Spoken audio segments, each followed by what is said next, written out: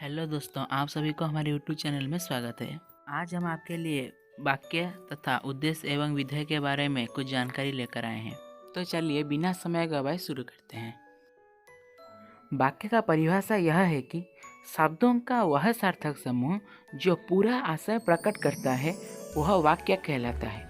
वाक्य में कम से कम एक क्रिया अवश्य होती है, जैसे कि सैनिक देश की रक्षा करते हैं, यह एक सार्थक वाक्य है। लेकिन गधे के सिर पर सींग होते हैं, यह एक निरर्थक वाक्य है।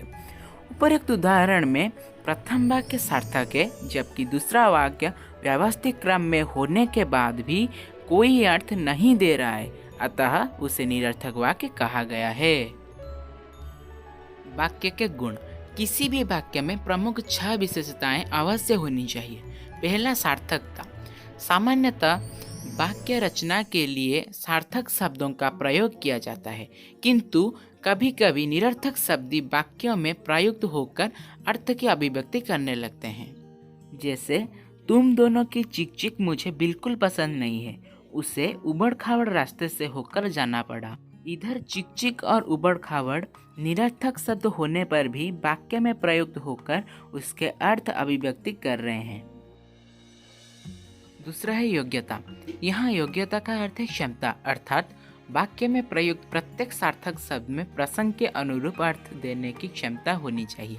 जैसे, रुक्मिणी चाय खाती है, यह वाक्य में प्रयुक्त सभी शब्द सार्थक है, परंतु प्रसंगानुसार खाती शब्द अर्थ नहीं दे रहा है, क्योंकि चाय खाई नहीं पी जाती है। इस वाक्य का शुद्ध रूप होगा रुक्मिणी चाय पीती है। तीसरा है आकांक्षा। इसका अर्थ है इच्छा। वाक्य में इच्छा या आकांक्षा की कमी नहीं होनी चाहिए, अर्थात वाक्य पूरा होना चाहिए। जैसे, स्वेटर बुनती है, हिंदी पढ़ाते हैं, किसान फसल रहा है। उपरोक्त प्रथम 2 वाक्य में कर्ता तथा तीसरा वाक्य में क्रिया की आकांक्षा हो रही है। सही वाक्य इस प्रकार होगा, रेशमा स्वेटर बुनती है, अध्यापक हिंदी पढ़ाते हैं, किसान फसल काट रहा है। चौथा है निकटता। लिखते या बोलते समय वाक्य में प्रयोग किए जाने वाले शब्दों में परस्पर निकटता होना चाहिए। इसके साथ ही विराम चिन्ह का उचित प्रयोग भी आवश्यक है, नहीं तो सही अर्थ नहीं निकलता है।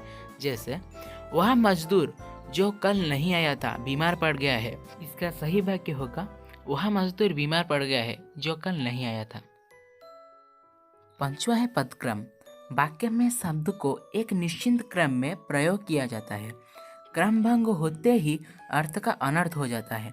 जैसे कि घास में मैदान पशु चर रहे हैं और आसमान चमकने लगा सूरज में। उपरोक्त दोनों वाक्य में आशय स्पष्ट नहीं हो रहा है, क्योंकि ये 2 वाक्य सही पदक्रम में नहीं है। इसको अगर सही पदक्रम में बनाया जाए तो यह वाक्य कुछ इस प्रकार होगा।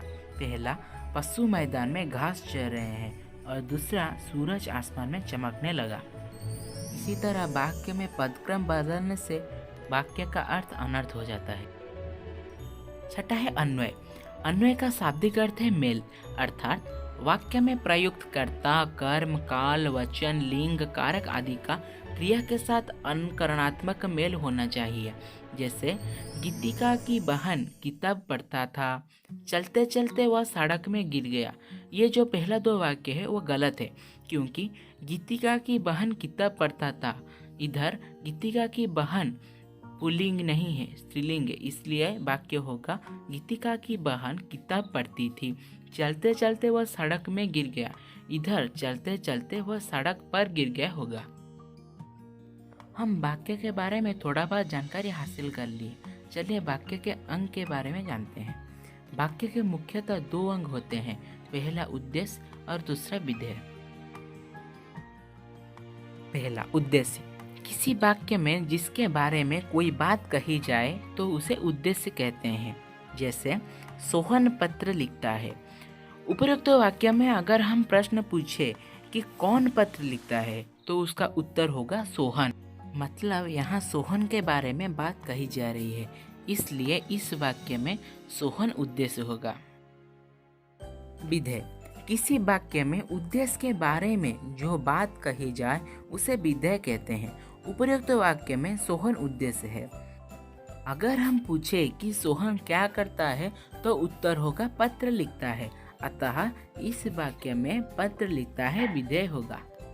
इसी तरह हम वाक्य के बारे में थोड़ी बहुत जानकारी हासिल कर लिए हैं। मुझे लगता है कि आप लोगों को वाक्य के बारे में थोड़ी बहुत जानकारी जरूर मिल गई होगी। अगर आपको ये वीडियो अच्छा लगा तो इसको लाइक कर दीजिए और हमारे साथ ऐसे बने रहिए और हमारे चैनल को सब्सक्राइब कर दीजिए। धन्यवाद।